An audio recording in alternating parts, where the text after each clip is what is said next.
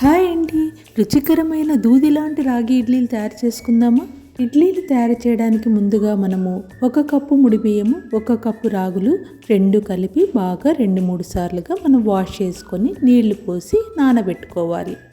ముడి బియ్యం రాగులు నానడానికి ఎక్కువ సమయం పడుతుంది కాబట్టి మనం రెండింటిని కలిపి 7-8 గంటలు నానబెట్టాలి. మరొక గిన్నెలో 1 కప్పు మినపప్పు తీసుకొని 1 స్పూన్ మెంతులు వేసి 2-3 సార్లు వాష్ చేసుకొని నీళ్లు పోసి 4-5 గంటలు నానబెడితే సరిపోతుంది. ఇడ్లీని స్మూత్గా రావడానికి సగం కప్పు అటుకులను తీసుకొని వాష్ చేసి 2 గంటల ముందు నానబెడితే సరిపోతుంది. ముడి బియ్యము, రాగులు, మినపప్పు, అటుకులు అన్నీ నానిపోయాయి కాబట్టి వీటినన్నిటినీ మెత్తగా గ్రైండ్ చేసుకోవాలి. ఇప్పుడు అయితే మొదట మనము మినపప్పును, అటుకులను గ్రైండ్ చేసుకుందాము. కొద్దిగా నీళ్లు వేసి మెత్తగా రుబ్బుకోవాలి. మినపప్పు రుబ్బినప్పుడు బాగా నురగా తేలికగా రావాలి. అప్పుడే ఇడ్లీ బాగా సాఫ్ట్గా వస్తుంది. ఇప్పుడు రాగులు, ముడి బియ్యం మనము మిక్సీలో వేసి గ్రైండ్ చేసుకుందాం. అయితే మనం రాగులు, ముడి బియ్యం గ్రైండ్ చేసేటప్పుడు త్వరగా మెత్తగా అయిపోదండి. కాబట్టి మనం బాగా గ్రైండ్ చేసుకోవాలి. మినపప్పు పిండి, రాగుల పిండి రెండింటిని కలిపి చేత్తో 3-4 నిమిషాలు బాగా తిప్పుదాము.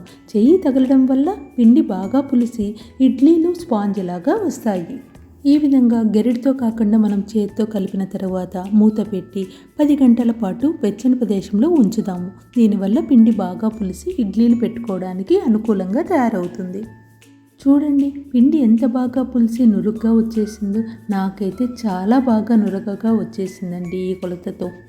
ఇప్పుడు తగినంత ఉప్పు, వంట సోడా కొద్దిగా వేసి మనం ఒక్కసారి పిండినంతా కలుపుకుందాము. మన పెద్దవాళ్ళు ఇడ్లీ ప్లేట్ పైన తడిగుడ్డను పరిచి ఆవిరిపైన ఇడ్లీలు ఉడికిస్తారు చూడండి. అది చాలా అంటే చాలా రుచిగా మెత్తగా వస్తాయి. వీలైతే ఈ పద్ధతిలో ఇడ్లీలు పెట్టుకోవడానికి ప్రయత్నం చేద్దాం. మామూలుగా డైరెక్ట్గా ఇడ్లీ ప్లేట్ మీద మనము ఇడ్లీ చేయడానికి, ఈ విధంగా క్లాత్ మీద మనం ఇడ్లీ చేయడానికి చాలా టేస్ట్ డిఫరెన్స్ ఉంటుందండి. నాకు ఈ విధంగా తయారు చేసిన ఇడ్లీలు చాలా అంటే చాలా బాగా వచ్చాయండి.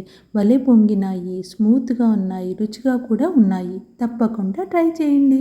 నీళ్లు వేడైన తర్వాత మనం ఈ ఇడ్లీ ప్లేట్ను పెట్టి 10 నిమిషాల పాటు మనం ఉడికించినామంటే ఎంతో రుచికరమైన రాగి ఇడ్లీ మనకు రెడీ అయిపోతుంది. మరి మీరెలా రాగి ఇడ్లీ తయారు చేస్తారో కామెంట్ చేయండి.